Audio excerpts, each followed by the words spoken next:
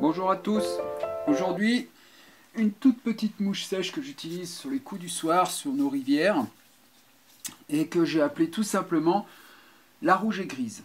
Voilà, on peut appeler la rouge à ailes grises. Alors, je vais prendre un hameçon classique, fin de fer, pour que ça flotte, taille, allez, on va dire 16, 18, 20. C'est de la petite mouche. Je monte un fil de montage en 6-0 noir. Voilà, je vais venir prélever quelques fibres d'un hacle de poule grise pour faire mes cercles. Alors je rappelle, les cercles, je prends entre mon pouce et mon index et elles ne doivent pas dépasser la taille de ma hampe. Donc je pose ensuite hop, sur l'arrière, comme ceci. Je descends entre mon pouce et mon index délicatement. Alors c'est un peu délicat parce que, vous l'avez compris, l'hameçon n'est pas bien gros. Je viens positionner mes cercles correctement, je les bloque bien. Ensuite, je vais venir faire un sous-corps conique. Voilà. Je vais utiliser un dubbing rouge pâle, dubbing que me fait mon ami Alex depuis déjà quelques années. Donc c'est des dubbings de lièvre de couleurs différentes qu'il mélange afin d'obtenir les couleurs que je souhaite. Là je souhaitais un rouge un peu pastel, pâle pastel, voilà. Voilà, je vais former mon corps. Alors je laisse entre les cercles et le début de mon corps quelques millimètres de soie de montage qui vont venir faire le petit côté noir. Je ne sais pas si ça se voit bien, non ça se voit mal à l'écran, mais en fait je laisse un tout petit côté noir, voilà, sur l'arrière de ma mouche, un endroit où je ne mets pas de dubbing, et je fais simplement mon corps rouge un peu plus épais devant. Voilà, je vais venir couper les quelques fibres un peu trop longues de mon dubbing.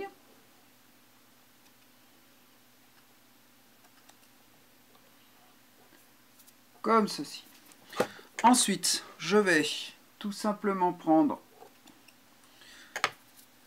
une plume de coq limousin grise. Alors, je rappelle pareil, pour faire une collerette, je vais simplement plier ma plume comme ceci et je vérifie que la longueur de mes fibres soit bien de la même longueur que ma hampe. Comme ceci. Je vais couper la base duveteuse de ma plume que je vais venir fixer face terne face à moi.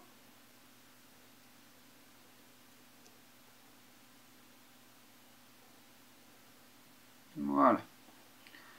Ensuite, je vais enrouler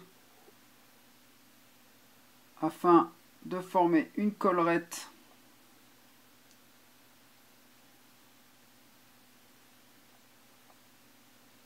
allez, 4 tours.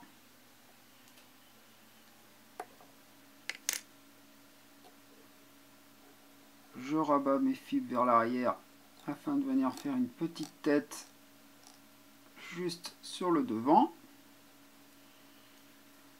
Une petite demi-clé dans un premier temps pour bien, alors bien sûr, c'est toujours quand on veut montrer que, n'est-ce pas, ça va pas.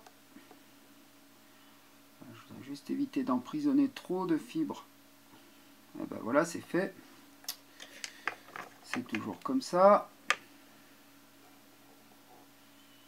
Vous l'avez compris, hein, c'est des tout petits hameçons, donc pour ne pas emprisonner, c'est compliqué. Alors je vais reformer ma tête correctement pour bien rabattre. Alors, vous voyez, hein, tout se rattrape, voilà. Et je rabats mes fibres vers l'arrière, comme ça, au moins je suis sûr. Ma tête est jolie. Je vais faire un nœud final. Alors, vous voyez que vraiment à part la délicatesse du fait que c'est une petite mouche, sinon ça se monte tout seul. Voilà, je coupe mon excédent.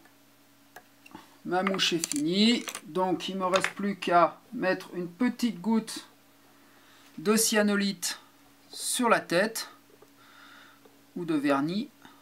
Et voilà, ma mouche est finie. C'est une mouche toute simple, très efficace pour les coups du soir. Bon montage, bonne pêche à tous!